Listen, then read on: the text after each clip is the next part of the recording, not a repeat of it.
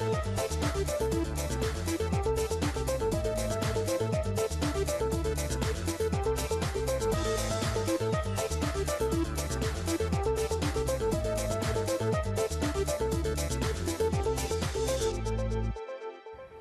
and welcome to the Finance Quarter. I'm Andrew Robertson.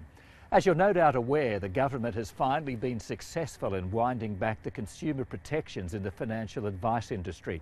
Or to put it bluntly, financial advice is now more dangerous than it would have been if the reforms which flowed out of the inquiry into the collapse of Storm Financial had been allowed to stand. So how do you know now when you go to a financial advisor if they're working for you or for themselves? I put that question to genuinely independent fee-for-service financial planner, Suzanne Haddan. Suzanne, in your view, how has the landscape now changed for people who visit financial planners? I think the summary would be buyer beware. You need to protect yourself. You need to be aware of who you're seeing, what you're paying and what for.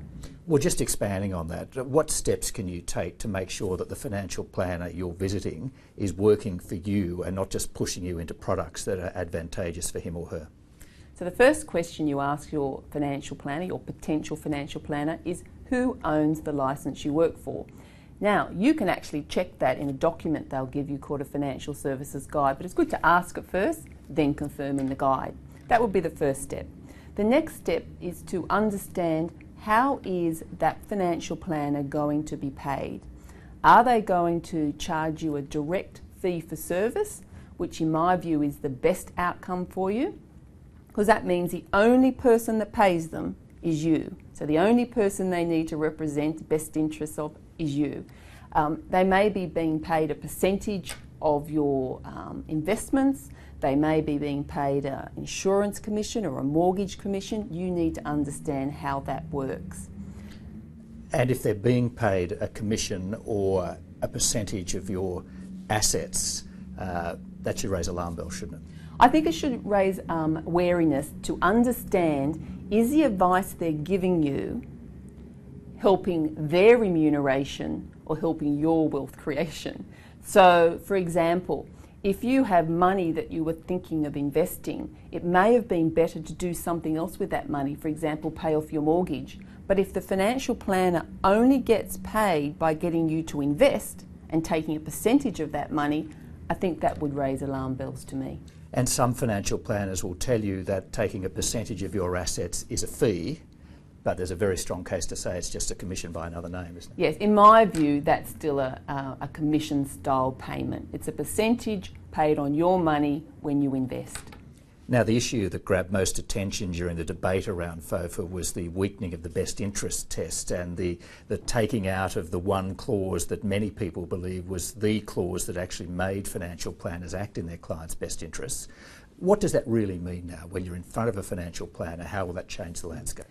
I think that the issue is that it takes away the professional judgment element of the best interest duty, which I think is one of the most important points. Because what it says is that I don't necessarily have to use my professional judgment to alert you if there's some other area of your financial planning situation you should look at if you and I have agreed to limit the advice to one topic.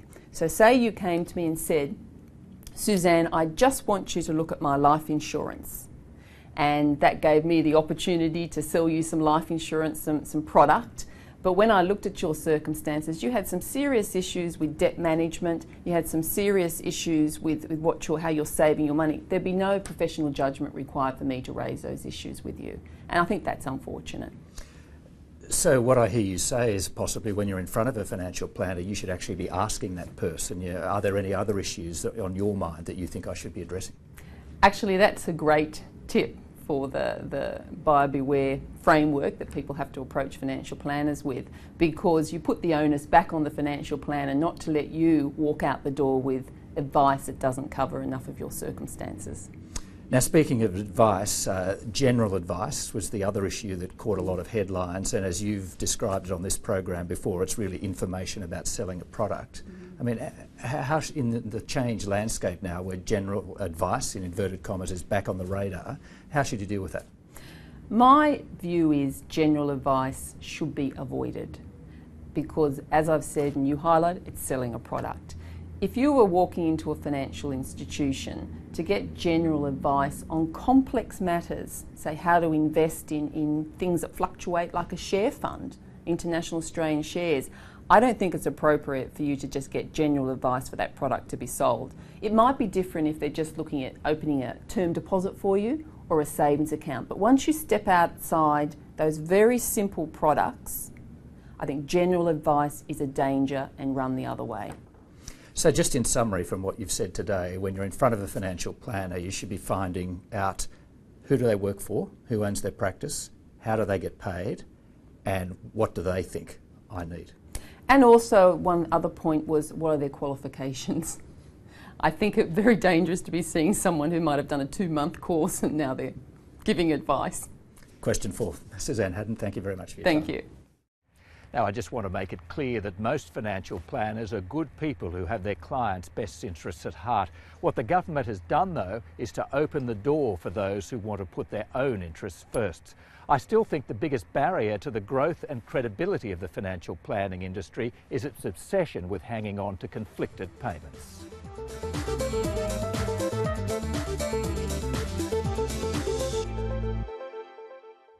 Now, the mantra of those who argue for conflicted payments in the financial planning industry is that as long as they're disclosed, they're okay. All the evidence suggests otherwise, and now the government's financial system inquiry has added its weight to those who think disclosure is not good enough. We've set down a principle that rejects the notion that disclosure and increased literacy, while important, are sufficient to deal with the knowledge gap between buyer and seller. We observe in the interim report that the current disclosure-based framework has failed to adequately safeguard consumer interests while imposing significant costs on industry. If you're a regular viewer of the Finance Quarter, you'll know we cover a lot of issues around small business. It was no surprise to me the other day when Richard Goyder, the boss of Wesfarmers, attacked the competition regulator for wanting to change the Competition Act to protect small business from the likes of Bunnings and Coles, which Wesfarmers owns. What was a surprise to me was that Mr Goyder found a willing ally in former ACCC Chief Graham Samuel, who had little sympathy for small business. Well, I think small business has on regular occasions, it goes through a cycle of pleading by small business that the ACCC and the competition law ought to be tilted towards protecting small business. The fundamental theme that is put is that small business is a big employer. Yes, it is.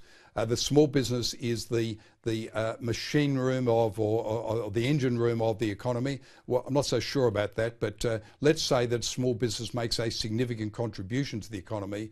I also have to say it makes a significant contribution to the voting process in that there are some 2 million small businesses out there with maybe 4 million voters involved in small business. And that's being a bit cynical, but it is the truth of the matter. Graham Samuel believes small business will be better served by offering something different to big business like better service and then going out and competing rather than looking to the government for protection. A key to better service could be something like innovation. Now, obviously, small business isn't in the same league as Apple, but innovation doesn't have to be a daunting process. Innovation expert Dr. Ken Hudson has developed a process called Small Wins Innovation. Ken Hudson, what is Small Wins Innovation? Well, Small Wins Innovation is a continuous process of making people's lives just a little bit better every day. That's how I define it. And the important elements of that is that it's continuous and it's just making a little bit of difference. Like it's small steps, small changes. I think that's my key message. So you might be looking at your business and thinking we do have to make some big changes, so it's just breaking it down into small achievable steps. That's exactly right. And where I got the idea from is when I spoke to a lot of small business people, business owners, managers and leaders, they often thought that innovation was too big, was too intimidating, was exhausting. They didn't know where to start. And when you break it all down to some small steps, and if you do it in a continual way, it can make a big difference. What sort of things are you talking about? What's an example of a Small Wins Innovation? Yeah, a really great question. Probably the best example, I think, is have you ever flown on Qantas lately? And I was reminded of that the other day when they make the announcement where if you had the loose change, well, I talked to the Qantas guys, when you collect the loose change, that program has been going for 23 years. That's their charity program. The charities, and with UNICEF, that's right. And the program's been going for over 23 years and it's raised something like $30 million. And if you think about it, it's just a small step, a small change of behaviour continuously for over 20 years, but adds up to suddenly $30 million for UNICEF. It's a fantastic example. So for a small business owner watching this and they're thinking, well, what's a small wins innovation I could do? What would your suggestion be? Well, I think it's a really good, another really good question. It's I think another case study, for example, which I think that they could do is Coca-Cola, for example, a year or two ago in Australia, changed not the whole business model or developed a new product or changed the distribution. They just put a bit of personalisation on the packaging of their bottle, and you could have 150 different names on their bottle. It was only a small change, so it was only a small change to packaging. So my message to small business owners in particular is to look around and say, if I can't make a big change, what are some potential small changes that I could make that could have a big impact to a customer's life? Is small wins innovation available to every business? Yes, absolutely. And in fact, I think why I like it and why I've developed it, if you like, is I wanted to make innovation more accessible. I wanted to make it simpler. I wanted to make it faster. For too long, we've only thought about innovation as being new products and a new iPad, whereas it doesn't have to be. It can actually be small, it can be continuous, it can be cumulative, and it can engage a lot more people. And I think that's the real key to innovation. How important is it, I guess, to your psychology to see results quickly? Absolutely. In fact, if there's one lesson from large companies that they haven't learned, is that they try really big innovation programs, and they typically, if they don't get a result early, after 12 months, a new manager comes in or someone looks at the results and that runs out of puff and the whole program runs out of energy. So I think like a fitness campaign or like a health campaign, if you can start tomorrow by going for a walk, and then if you can, and it has to be a small one, and then over a week, if you sort of jump on the scales, and even if you've moved just a touch, you feel good. You feel energised, you're making progress, and that actually gives you momentum and confidence to try again and again. And go to the next level. And go to the next level, and then you push yourself. Instead of walking once around the block, maybe you go twice. And then suddenly, you've made a big change and can have a potentially big impact. Dr. Ken Hudson, a lot to think about there. Thank you for your time. My pleasure.